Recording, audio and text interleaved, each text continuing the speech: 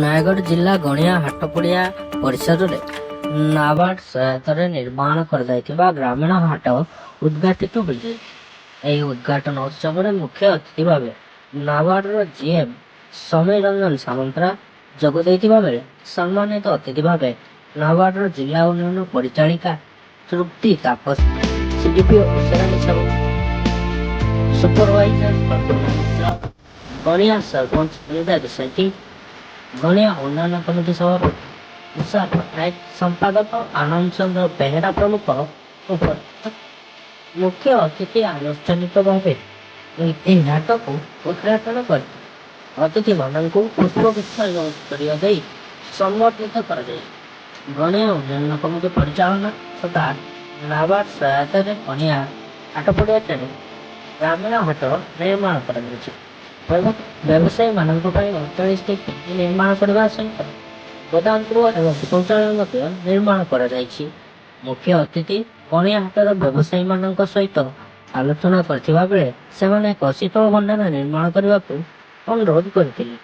ଏହି ଅବସରରେ ଗଣିଆ ଉନ୍ନୟନ କମିଟି ପରିସରରେ ଆନ୍ତର୍ଜାତିକ ମହିଳା ଦିବସ ପାଳନ କରାଯାଇଥିଲା। ମହିଳାମାନେ ସବୁ କ୍ଷେତ୍ରରେ ଆଗକୁ ଆସିବା ଆବଶ୍ୟକ ବୋଲି ମୁଖ୍ୟ ଅତିଥି ମତ ଦେଇଥିଲେ।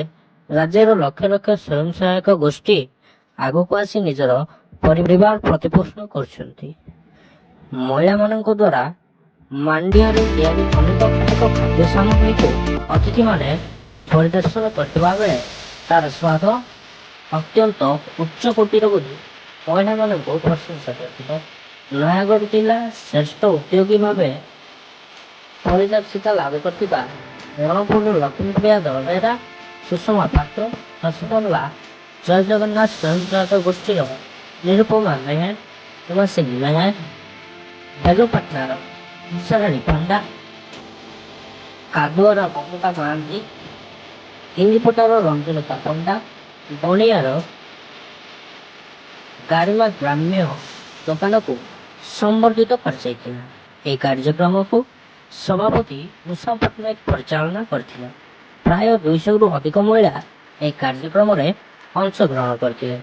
ନୟାଗଡ଼ ଜିଲ୍ଲାରୁ ଜ୍ଞାନପ୍ରକାଶ ସେନାପତିଙ୍କ ରିପୋର୍ଟ, ଟାଇମ୍ସ ଓଡ଼ିଆ। ନାବାର୍ଡ ସହାୟତାରେ ଗଣିଆ ହାଟ ଉଦ୍ଘାଟନ ହେଇଛି ଏବଂ ଆପଣ ଆଜି ଉଦ୍ଘାଟନ କରିଛନ୍ତି, କ'ଣ କହିବେ? ନାଇଁ, ମୋତେ ଆସିକିରି ଉଦ୍ଘାଟନ କରି ମୋତେ ବହୁତ ଖୁସି ଲାଗିଲା।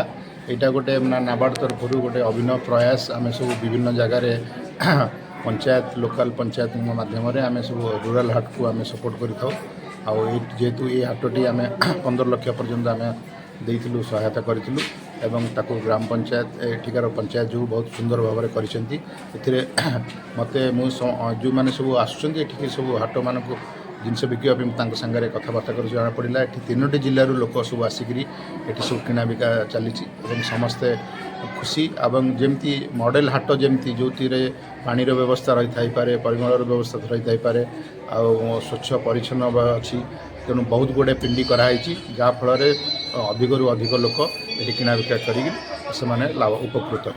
ବ୍ୟବସାୟୀମାନେ ଆଜି ଆପଣ ଗୋଟେ ଅନୁରୋଧ କରିଛନ୍ତି ଯେ ଗଣିଆରେ ଶୀତଳ ଭଣ୍ଡାର ନିର୍ମାଣ କରିବା। ହଁ, ତାଙ୍କର ବହୁତ ଯେଉଁମାନେ ସବୁ ଅନୁରୋଧ କରିଛନ୍ତି ତାଙ୍କର ସବୁ ନ୍ୟାଯ୍ୟ ଦାବି ସବୁ କିଛି କିଛି ରହିଛି। କିଛି ଲୋକ କହୁଛନ୍ତି ଯେ କିଛି ଏଠି କିଛି କଷ୍ଟମାଇଜ ଟାଇପ୍ର କିଛି ଶୀତଳ ଭଣ୍ଡାରର ବ୍ୟବସ୍ଥା କରାଯାଉ ଏବଂ ଅଲଗା କିଛି ଇଲେକ୍ଟ୍ରୋନିକ୍ ମାଧ୍ୟମରେ ମଧ୍ୟ କିଛି କିଣାବିକା ହୋଇପାରୁ ଏବଂ ଅଲଗା ଯାହା ସବୁ ଇନଫ୍ରାଷ୍ଟ୍ରକ୍ଚର ସପୋର୍ଟ ମୁଁ ସମସ୍ତଙ୍କୁ ଆମର ଏଠି ଯେଉଁ ଅଛନ୍ତି DDM ମ୍ୟାଡ଼ାମ୍ ଅଛନ୍ତି, ମୁଁ ତାଙ୍କୁ ସବୁ କହିଛି ଯେ ସମସ୍ତଙ୍କ ସାଙ୍ଗରେ କଥାବାର୍ତ୍ତା କରିକିରି ଆପଣ ଗୋଟେ କ'ଣ ମାନେ ଅତି କମ୍ରେ କ'ଣ ଆପଣଙ୍କର ଅତି ଏଇ ବର୍ଷେ 2 ବର୍ଷ ଭିତରେ ଦରକାର, ଆଉ କେମିତି ଆଗକୁ 2-3 ବର୍ଷ ପାଇଁ ବି କ'ଣ ଇନଫ୍ରାଷ୍ଟ୍ରକ୍ଚର ସପୋର୍ଟ ହେଇଥିବେ, ସେତେବେଳେ ନାବାର୍ଡ ଯାହା ବି ନାବାର୍ଡ ତରଫରୁ ଆମେ ସାହାଯ୍ୟ କରିବା କଥା ଆମେ ନିଶ୍ଚିତ କରିବୁ। ଆଜି 8 ଜଣ ମହିଳାଙ୍କୁ ଜିଲ୍ଲାର ସମର୍ଥ କରାଗଲା, କ'ଣ କହିବେ? ହଁ, ଆଜି ଆନ୍ତର୍ଜାତିକ ମହିଳା ଦିବସରେ ଆମେ 8 ଜଣ ମହିଳା ଉଦ୍ୟୋଗୀଙ୍କୁ ଆମେ ସମ୍ବର୍ଦ୍ଧିତ କରାଯାଇଛି।